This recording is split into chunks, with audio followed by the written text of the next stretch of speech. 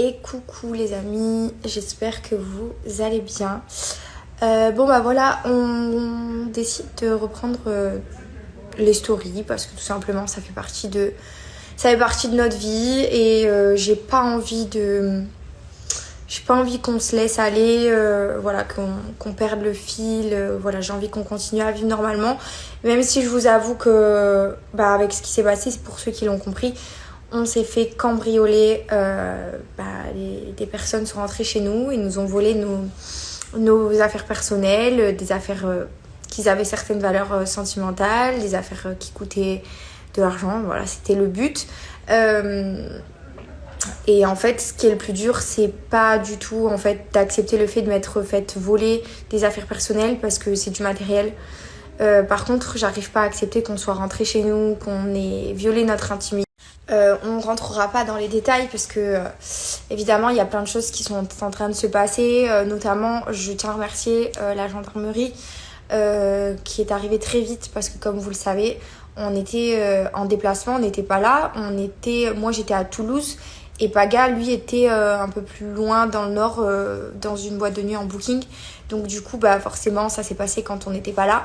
On a appelé la gendarmerie qui sont arrivés très vite, malheureusement pas assez, mais faut quand même reconnaître que ça aurait pu être pire. Voilà, c'est que du matériel, on n'était pas là.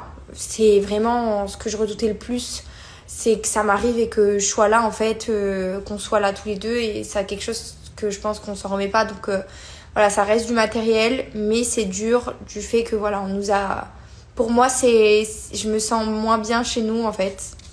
Maintenant, ce qui est triste, c'est que voilà, on se dit que on n'est pas des personnes qui montrent forcément ce qu'on a. On n'est pas des gens qui montrent...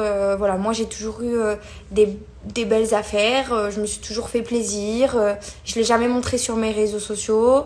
Je me suis jamais affichée dans des boutiques de luxe. J'ai jamais montré volontairement pour... voilà, je me suis jamais vantée d'avoir des sacs de luxe, je me suis jamais vantée d'avoir des bijoux, je me suis jamais vantée d'une certaine manière d'avoir une panoplie de sacs ou de belles affaires, ou c'est pas mon genre, c'est pas le genre de Paga non plus. Il n'a jamais été comme ça non plus. Et en fait, de recevoir des messages en nous disant c'est normal, vous montrez votre richesse, vous montrez ci, vous montrez ça. En fait, je suis pas d'accord parce qu'il y a des pauvres gens comme nous qui se font cambrioler, qui se font voler, qui travaillent dur du matin au soir. Il y a des pauvres personnes âgées qui se font voler et qui n'ont rien demandé non plus.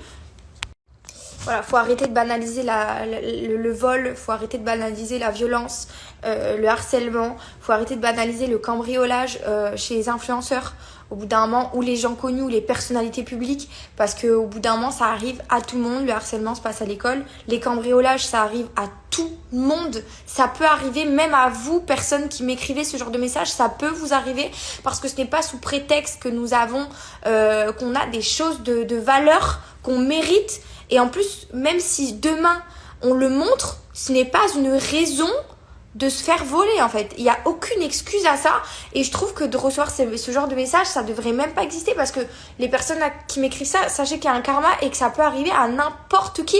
Il y a des gens, il y a des personnes âgées qui ont des bijoux de valeur qui existent qui sont dans leur famille depuis des années-lumière et qui se les font voler et qu'ils ont rien demandé, qui ne s'affichent pas. Donc au bout d'un moment, faut arrêter.